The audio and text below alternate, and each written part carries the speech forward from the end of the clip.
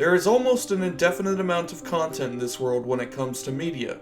The sheer amount of time it would take to watch every movie, read every book, or play every video game would be near incomprehensible to the human mind. Because of this, it's inevitable that pieces of media get lost in the ever-growing sea of entertainment. In this series, we'll be exploring the depths of media from all corners of the world in hopes that we might find that which has been lost to time. This is Media Mysteries.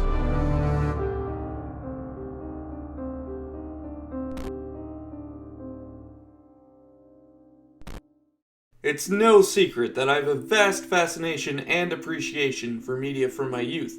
However, amongst this vast sea of media, nothing really holds a candle to TreeTown. Let's go back a few years. The year is 2010. I'm young, spry, and in my prime. And I have just started to question the little acorn in the corner of my current favorite treehouse show, Big and Small. You see, I've been watching Treehouse TV as my childhood comfort food since sometime in 2003, but my young mind had somehow forgotten all the wonderful friends from TreeTown once they left their regular airtime between shows. So I took helm of a ship on ye old internet and ventured through the deep waters to find TreehouseTV.com. In truth, I visited this site quite a lot, but never really had a good look at the show selection. It wasn't long before I found TreeTown and discovered that apparently a few clips of the show were available to watch on the website's Tunes and Tunes video player. You can imagine my disappointment when I found nothing but short 1-minute clips of a bouncy ball at a zoo and weed at the library. But now, some 10 years later, myself and just about every other classic Treehouse fan are disappointed by just the opposite. Welcome to our next media mystery, the Lost TreeTown spin-off series starring Osbert Cush. Well, really it's 2 shows.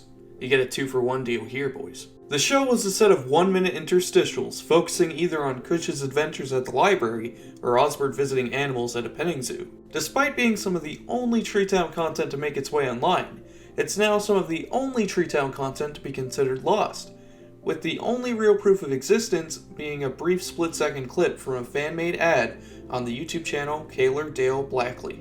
Now, when I made my TreeTown review back in 2016, I honestly didn't think anybody would believe me when I briefly brought up the spin-offs, as back then nobody else really seemed to remember them. And not only was it played throughout the entire day without fail between shows, and not only did it get its own dedicated show, but it also got 2 even lesser known spin-offs about Osbert Plunky at the zoo and Weedman at the library. In fact, it wasn't until 2018 that the first post regarding Osbert and Cush was made on the Lost Media Wiki forums by Canadian Childhood, a fellow Treehouse enthusiast. The thread was very short-lived and fizzled out fast, spanning only 1 page and only mentioned Cush at the library. Still, I know myself and several other forums users had their brains rustled by this initial post, and if only for a bit, Cush and his library visits were at the front of our minds. Our search truly begins 2 years later on October 14th, 2020.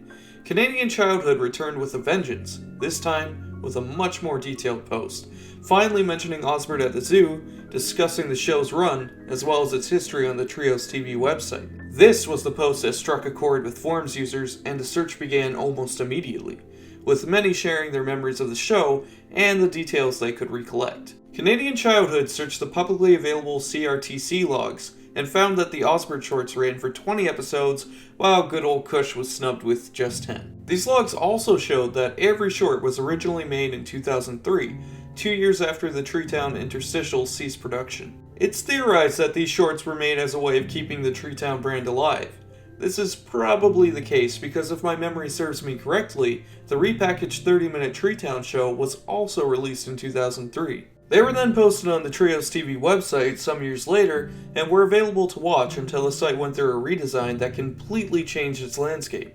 Now, the old saying goes that once you put something on the internet, it's there forever.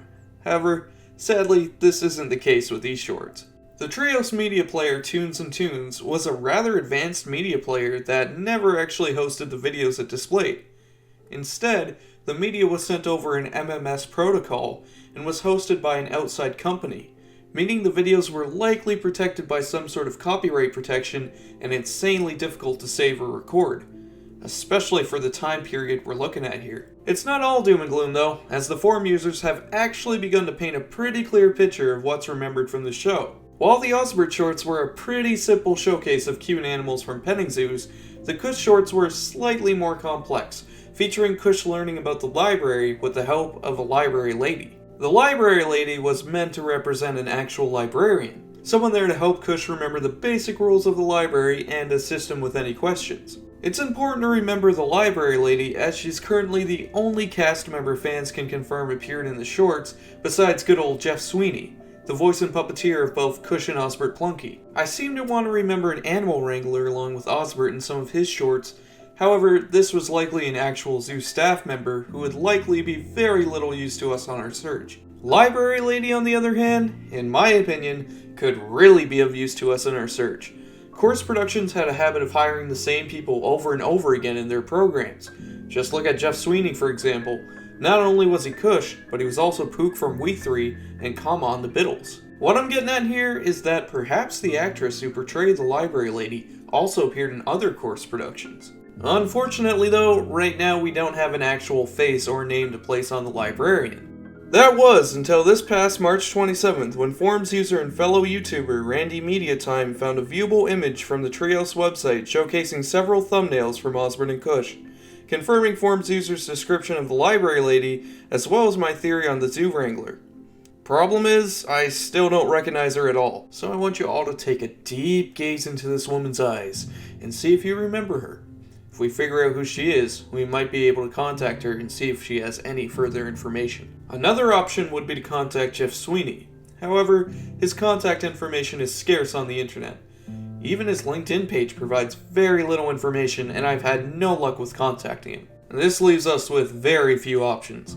In fact, our best option is to pray to RNGesus that some Canadian parent in the mid-2000s happened to capture this nostalgic gold when recording their child's favorite program. So please, if you have any tapes of Treehouse TV from around 2003 to 2008 that you feel may have this or any other lost content and have the means to get us a recording, please share it. Not just for me, but for your kingdom. Alternatively, if you just want to join in on the search, feel free to join us on the Lost Media forums, or on our Discord, Obscurity's House of Oddities. We have sections related directly to Lost Media, and we would love to have you there. You'll find an invite in the description. Until then, I've been PJ John, and this has been Media Mysteries. Like and subscribe if you want to hear more from the obscure world of Lost Media, and stick around for even more weird, wacky, and fun content. See you next time, guys.